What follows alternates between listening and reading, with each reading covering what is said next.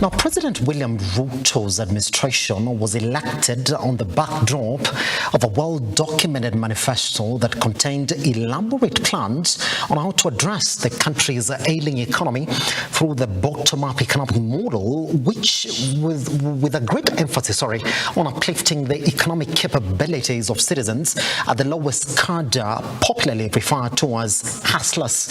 His campaigns were full of promises of what his government intends to achieve at various stages of his regime. Now, it's exactly 100 days in office since his election as a head of state. Today, we take a look at his performance from the promises, the achievements, the challenges, and how the future looks like for the man given the mandate to lead Kenya for the next 5 years. Our reporter, Hombre Tender, on that front. Wafula Chebukati, Chairperson of the Independent Electoral and Boundaries Commission, hereby declares that Ruto William Samoei. When William Ruto was declared president by the Independent Electoral and Boundaries Commission IEBC at Bomas of Kenya, that marked the beginning of a journey for the new regime in the country, taking over the mantle of leadership from retired President Uhuru Muigai Kenyatta. President Ruto's reign starting officially after his election was upheld by the Supreme Court of Kenya after a petition by opposition leader Raila Odinga challenging his victory was thrown out. It is our finding that the declared president-elect attained 50% plus one of all the votes cast in accordance with Article 138(4) of the Constitution. For a man who had served as deputy president for 10 years in the previous administration, President William Ruto led a revolutionary campaign with his key messages targeting the economically disadvantaged population through his hustler mantra. The head of state in his campaigns promising to bring about a radical economic change through the bottom-up economic model he believes has answers to most challenges facing the modern Kenya. Indeed, this was captured in his manifesto launch at Kasarani Indoor Arena Stadium. Our intervention is threefold. Number one, we want to create business infrastructure for these people. There must be markets, there must be spaces, there must be areas where business can be done legitimately and decriminalize people's enterprises. Number two, there must be legislation to protect everybody's business. It's time that we move into the digital space. That's where the whole world is going anyway. Most of our services are now on a digital platform. In the campaign period leading up to his election as the head of state, the nation was facing all manner of challenges, some stemming from the corona pandemic that shook the economy of the whole world. Back home, the country was facing unprecedented skyrocketing prices of basic commodities beyond the reach of majority of households. There were also massive job losses. President Ruto's campaign team usually capitalized on these challenges and constructed their messaging to promise hope for majority of citizens who were at the brink of despair. The head of state made his promises both short-term and long-term. In the short term, President William Ruto promised to significantly bring down the cost of living. Tumekubaliana kama Kenya Kwanza ya kwamba kazi yetu ya kwanza ni kupunguza gharama ya maisha.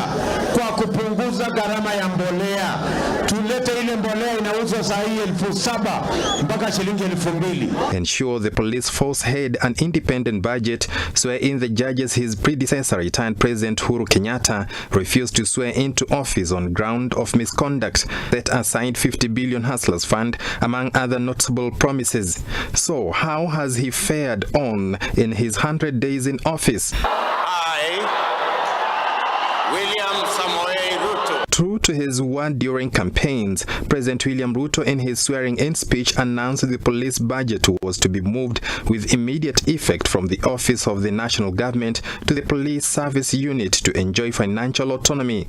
This, President Ruto has delivered. Financial independence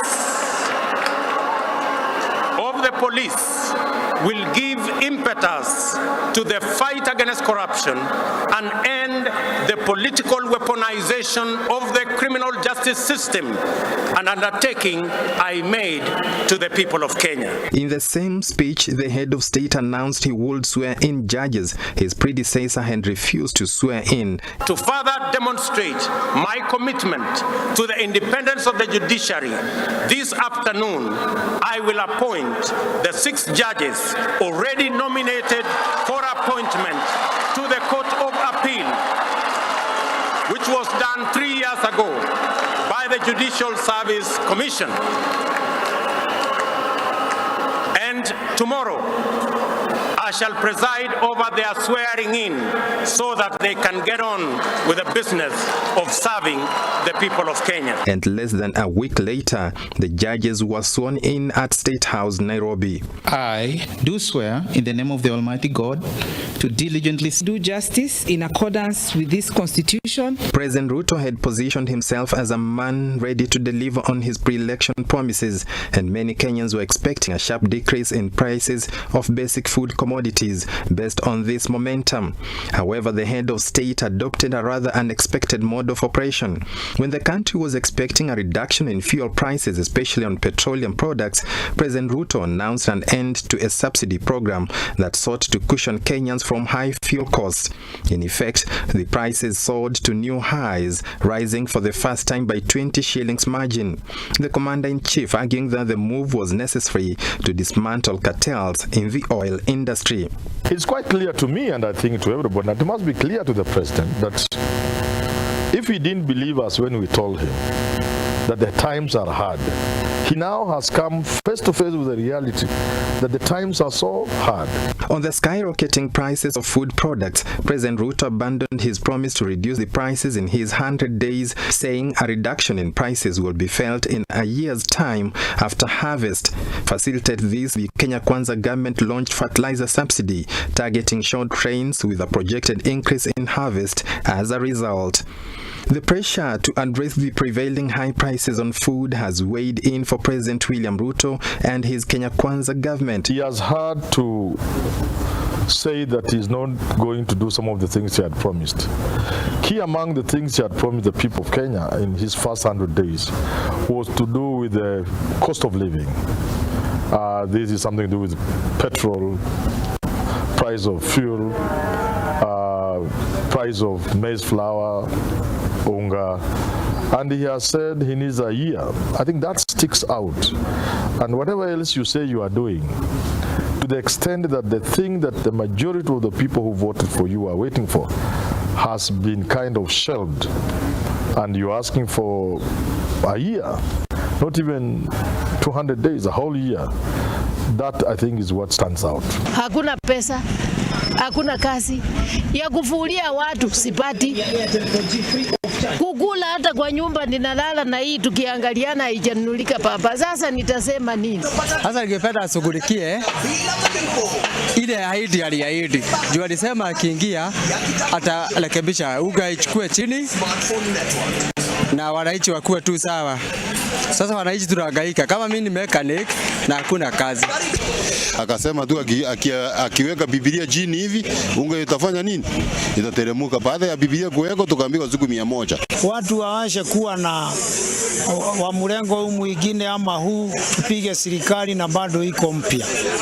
Tugoje, itatenda mambo mazuri na Kenya itasimama na njaa itaisha. The head of state announced that the ban that had been imposed on genetically modified organisms GMO had been lifted to allow in GMO foods in the Kenyan market in measures aimed at addressing the shortage.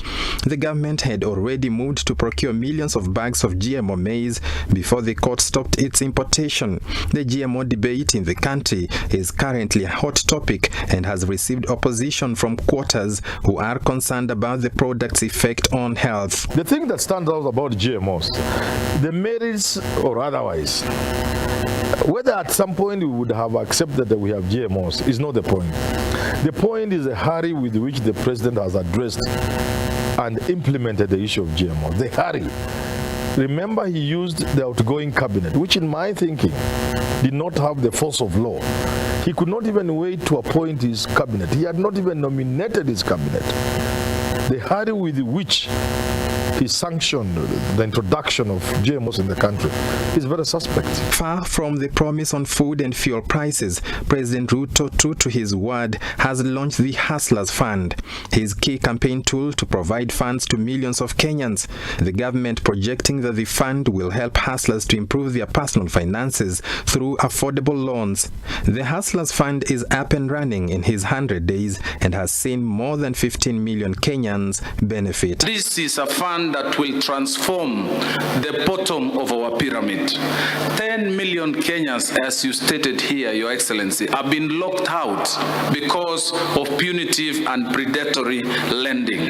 Many Kenyans, given an opportunity, are hardworking, and given a chance, they can move from bottom to the highest level.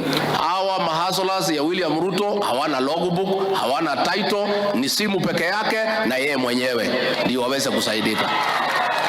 So we are asking, please, let all critics and theorists and analysts give the Hustler Nation a break.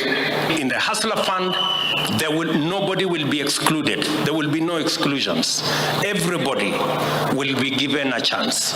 And I want to ask, those of you who will be given a second chance, please do not abuse that second chance. Use it well. It will work for you. It will work for your future. It will work for your business. It will work for your family. The Commander-in-Chief has initiated projects to meet some of his long-term promises. President Ruto has commissioned affordable housing projects in Kibera and Mavoko, Machakos County. Affordable healthcare is also in the offing, as the head of state has proposed measures his administration believes will facilitate his promise of universal healthcare through a national healthcare insurance scheme.